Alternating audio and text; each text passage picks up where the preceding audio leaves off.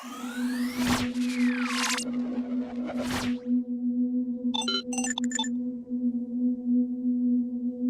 কোরআনে কয়েকটি বিষয়ে বিশেষ জোর দেয়া হয়েছে। কয়েক পৃষ্ঠা পরপরই সে কথাগুলো আমাদের মনে করিয়ে দেয়া হয়েছে। এর মধ্যে একটি বিষয় হচ্ছে কিয়ামতের দিবস। কোরআন পড়লে আমাদের মনে প্রশ্ন জাগতে পারে, আল্লাহ এত ঘন ঘন এই দিনটির কথা কেন বলেছেন? সেই প্রশ্নের উত্তর পেয়ে যাই নিজেদের দিকে তাকালেই। যেই দিনটি হবে মানব জাতির জন্য সবচেয়ে কঠিন দিন, যেদিন ক্ষুদ্রতম বিষয়গুলো মেপে দেখা হবে, ফয়সালা করা হবে, সেই দিনটি নিয়ে আমরা কতটুকুই ভাবার সময় পাই। বাস্তবতা হচ্ছে আমরা শেষ জমানায় বাস করছি। কিয়ামত ঘনিয়ে আসছে। রাসূল সাল্লাল্লাহু আলাইহি ওয়াসাল্লাম বিভিন্ন হাদিসে কিয়ামতের কিছু আলামতের কথা উল্লেখ করেছেন। উলামারা এই আলামতগুলোকে দুই ভাগে ভাগ করেন, বড় এবং ছোট। ছোট আলামত অনেক রয়েছে, যার মধ্যে অন্যতম হল রাসূল সাল্লাল্লাহু আলাইহি ওয়াসাল্লামের মৃত্যু। 1400 বছর আগে ঘটে যাওয়া এই ঘটনা যখন কিয়ামতের একটি সুস্পষ্ট নিদর্শন হিসেবে উল্লেখ করা হয়েছে, আমরা বুঝতে পারি আমরা কিয়ামতের কত কাছে চলে এসেছি। এছাড়া রাসূল সাল্লাল্লাহু আলাইহি ওয়াসাল্লাম আরো অনেকগুলো চিহ্ন উল্লেখ করেছেন, যার মধ্যে রয়েছে অভাবী বেদুইনরা উঁচু অট্টালিকা বানানোর প্রতিযোগিতা করবে, মানুষের মধ্যে পরস্পরের উপর বিশ্বাস উঠে যাবে, সুদ এমনভাবে বৃদ্ধি পাবে যে কোনো ব্যক্তি এর থেকে পুরোপুরি মুক্ত হতে পারবে না, মদ্যপান বেড়ে যাবে, জিনা বেড়ে যাবে, ভূমিকম্প বেড়ে যাবে, হত্যাকাণ্ড এমনভাবে বৃদ্ধি পাবে যে যে ব্যক্তি হত্যা করছে এবং যাকে হত্যা করা হচ্ছে দুজনের একজনও জানবে না হত্যার উদ্দেশ্যটা আসলে কি। নারীরা কাপড় পরিধান করা সত্ত্বেও বিবস্ত্র হবে, মিথ্যা সাক্ষ্য দেওয়ার প্রচলন থাকবে, জন্তু জানোয়ারেরা এবং নিষ্প্রাণ বস্তু মানুষের সাথে কথা বলবে এবং সবচেয়ে নিম্ন স্তরের লোকেরা সমাজের নেতা হয়ে যাবে। এছাড়াও কিয়ামতের আরো অনেক ছোট আলামত আমরা বিভিন্ন হাদিসে পেয়ে থাকি, কিন্তু কিয়ামতের বড় আলামতগুলো হচ্ছে 10টি। মানব জাতির জন্য কিয়ামতের সবচেয়ে ভয়ঙ্কর আলামত, এমনকি মানব ইতিহাসের সবচেয়ে কঠিন ফিতনা হবে দাজ্জাল। দাজ্জাল 40 দিন পৃথিবীতে রাজত্ব করবে। এর মধ্যে প্রথম দিনটি মনে হবে 1 বছরের সমান, দ্বিতীয় দিনটি মনে হবে 1 মাসের সমান, তৃতীয় দিনটি মনে হবে 1 সপ্তাহের সমান এবং বাকি দিনগুলো সাধারণ দিনের সমানই মনে হবে। যদিও শুনলে 40 দিন খুব বেশি সময় মনে হয় না, বাস্তবে দাজ্জাল হবে প্রতিটি মুমিনের জন্য সবচেয়ে বড় ফিতনা। আল্লাহ আজ্জা ওয়াজাল দাজ্জালকে এমন সব শক্তি দেবেন যে প্রকৃত ঈমানদার ছাড়া অন্য কেউ তার আহ্বান অগ্রাহ্য করতে পারবে না। তাই রাসূল সাল্লাল্লাহু আলাইহি ওয়াসাল্লাম আমাদেরকে দাজ্জালের ফিতনা থেকে রেহাই পাওয়ার দোয়া শিখিয়েছেন এবং আরও বলেছেন, যে ব্যক্তি সূরা কাহাফের প্রথম 10টি আয়াত মুখস্থ করবে সেটা তাকে দাজ্জালের ফিতনা থেকে রক্ষা করবে। এরপর ঈসা আলাইহিস সালাম পৃথিবীতে ফিরে আসবেন। তিনি সুশাসন প্রতিষ্ঠা করবেন, শিরক ধ্বংস করবেন এবং ইসলামকে প্রতিষ্ঠিত করবেন। সেই সাথে তিনি দাজ্জালের সাথে যুদ্ধ করে তাকে হত্যা করবেন। এরপরে ইয়াজুজ এবং মাজুজ পৃথিবীতে ছড়িয়ে পড়বে এবং ঈসা আলাইহিস সালাম তাদের বিরুদ্ধে কঠিন যুদ্ধে লিপ্ত হবেন এবং অবশেষে তাদের ধ্বংস করবেন। এরপর ঈসা আলাইহিস সালাম শান্তিপূর্ণ অবস্থা প্রতিষ্ঠিত করবেন এবং মৃত্যুবরণ করবেন। কিয়ামতের আগে কিছু বড় ধরনের প্রাকৃতিক নিদর্শনও দেখা যাবে।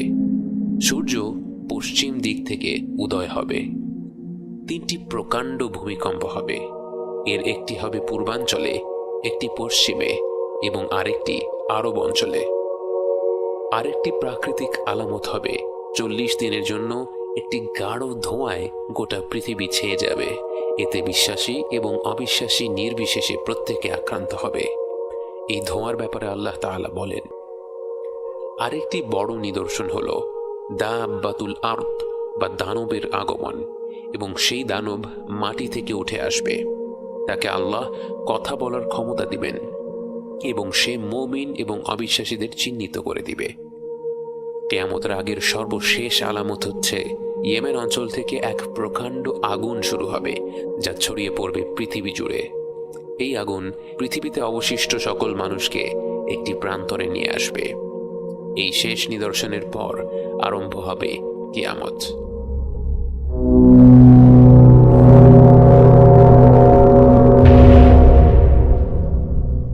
কিয়ামত শুরু হবে হঠাৎ করে। যারা কোনো বিষয়ে আলোচনা করছিল তারা তাদের আলোচনাও শেষ করার সময় পাবে না। কেউ কারো পরিবার পরিজনদের সতর্ক করার সুযোগ পাবে না। যে দুজন ব্যক্তি কোনো লেনদেন করছিল তারা তাদের লেনদেন শেষ করার সুযোগ পাবে না। যে ব্যক্তি ঘরে দুধ নিয়ে যাচ্ছিল সে সেই দুধের স্বাদ পাবে না। যে ব্যক্তি মুখে খাবার তুলছিল সে সেই খাবার মুখে দিতে পারবে না। হঠাৎ করেই ইসরাফিল আলাইহিসসালামের সিংগার শব্দে আরম্ভ হয়ে যাবে কিয়ামত। এই শব্দের সাথে সাথে আসমান এবং জমিনের প্রতিটি সৃষ্টি মৃত্যুবরণ করবে, শুধু আল্লাহর নির্ধারিত কয়েকজন বান্দা ব্যতীত। গোটা আকাশমণ্ডলী বিস্ফোরিত হবে, পাহাড় পর্বত ধসে পড়বে, সমুদ্রগুলো প্রজ্বলিত হবে। আমরা মহাবিশ্ব বলতে যা বুঝি তা সম্পূর্ণরূপে পরিবর্তিত হয়ে যাবে। এরপর আল্লাহ তার 4 জন অবশিষ্ট পবিত্র ফেরেশতাকে জড়ো করবেন।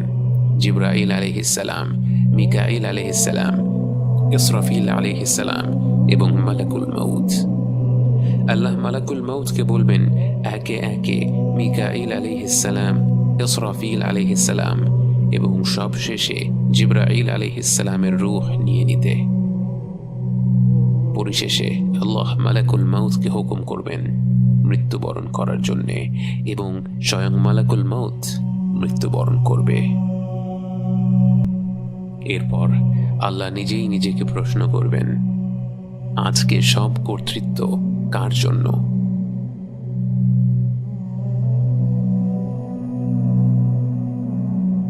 তাকে উত্তর দেওয়ার জন্য কেউ থাকবে না। তখন তিনি নিজেই নিজেকে উত্তর দেবেন, লিল্লাহিল ওয়াহিদিল কাহ্হার, আল্লাহর জন্য যিনি এক মহাপরাক্রান্ত। আল্লাহ তার অসীম জ্ঞান অনুযায়ী বিচার দিবসের জন্য পৃথিবীকে এক প্রকাণ্ড সমতল ভূমিতে পরিণত করবেন। যদিও সেই ভূমি হবে বিরাট, বিচার দিবসের দিন সেখানে জড়ো হবে সময়ের শুরু থেকে শেষ পর্যন্ত জন্ম নেয়া প্রতিটি মানুষ, জিন ও জীবজন্তু। তাই সেই পুরো ভূমিটি ভরপুর হয়ে যাবে। সেই সমতল ভূমিতে গেঁথে আছে হাজার হাজার বছর ধরে কবর দিয়ে আসা মরদেহগুলোর মেরুদণ্ডের একটি ক্ষুদ্র কণা। আল্লাহ সেই ভূমিতে এক বিশেষ বৃষ্টি পাঠিয়ে দেবেন। সেই বৃষ্টির পানি পেয়ে প্রাচীন সেই দেহগুলোর নিশ্চিহ্ন প্রায় অবশিষ্ট অংশ থেকে ধীরে ধীরে বেড়ে উঠবে এক নতুন দেহ। বারজাখের জীবনের ঘুমন্ত আত্মা জেগে উঠবে এই নতুন শরীরে। আবারও সিংহায় ফু দেয়া হলো, কারণ ততক্ষণে ফেরেশতাদের পুনরুজ্জীবিত করা হয়ে গেছে। আবারও এক প্রকাণ্ড শব্দে